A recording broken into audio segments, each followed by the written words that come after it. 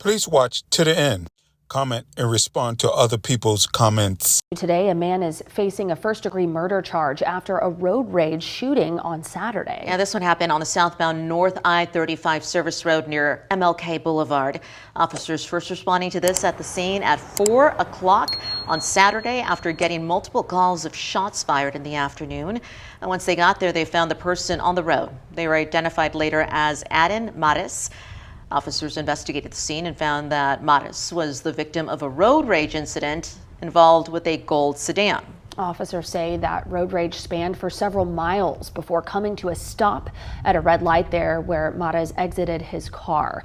And that's where they say the driver in that gold sedan, who has now been identified as Jacob Gonzalez, stepped out of the car and shot Marez, killing him.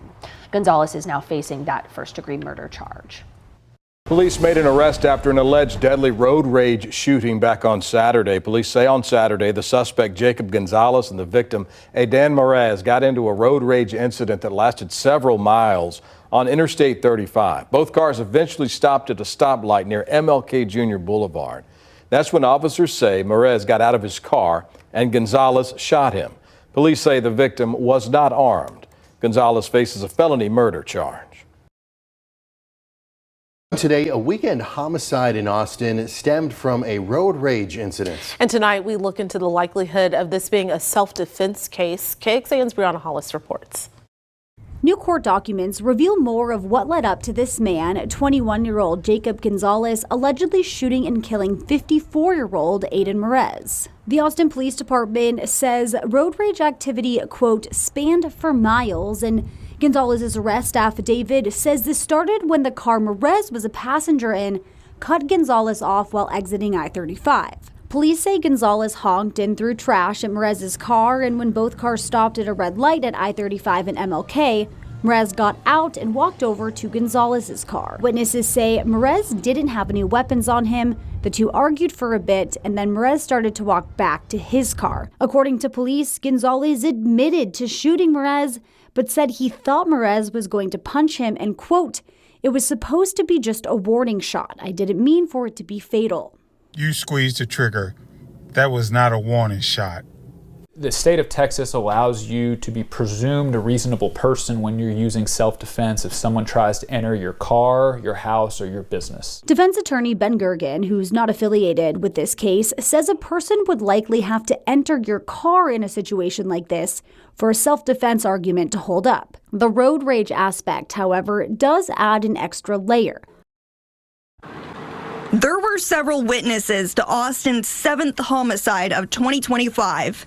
It happened off of a busy I-35 in broad daylight around 4 in the afternoon Saturday. 911 received multiple 911 calls in reference to a person being shot near the intersection of Interstate Highway 35, Service Road southbound, and Martin Luther King Boulevard. Investigators believe the suspect and victim were involved in a road rage incident before it ended in the death of Adan Marez. We always hate to see things like this. From a legal standpoint, this is a really muddy fact pattern. We're told the suspect, Jacob Gonzalez, was driving his gold Chevy Malibu, and Marez was in the back seat of a Jeep SUV at the time. When Gonzalez passed the Jeep, passengers in his sedan threw trash out the window at them. The road rage spanned for several miles until they were both at a stoplight. Marez got out of the Jeep and started walking towards the Malibu. Witnesses say he was shouting, seemed angry, and made hand gestures. This interaction lasted for about 30 seconds before he was shot by Gonzalez. It's illegal to use or exhibit a deadly weapon in Texas to place another person in imminent fear. But when you're talking about road rage, you don't know who you're dealing with in traffic. Police say Marez was unarmed and reportedly never touched the suspect's car. When they arrived, they found him lying in the roadway with a single gunshot wound. Unfortunately, the person, adult Hispanic male, was pronounced deceased on scene. Gonzalez stayed on the scene and told police he meant to fire a warning shot and didn't mean for it to be fatal. Now, 21-year-old Jacob Gonzalez is being charged with first-degree murder. But this isn't his first run-in with the law involving a firearm. In June of 2023, Gonzalez was accused of a misdemeanor and 2 felonies for a shootout at a gas station, but they were all dropped or dismissed. He was 19 at the time. First tonight, a woman wants justice after her brother was killed in a road rage incident near the UT campus. Police say a driver shot and killed Adan Marez.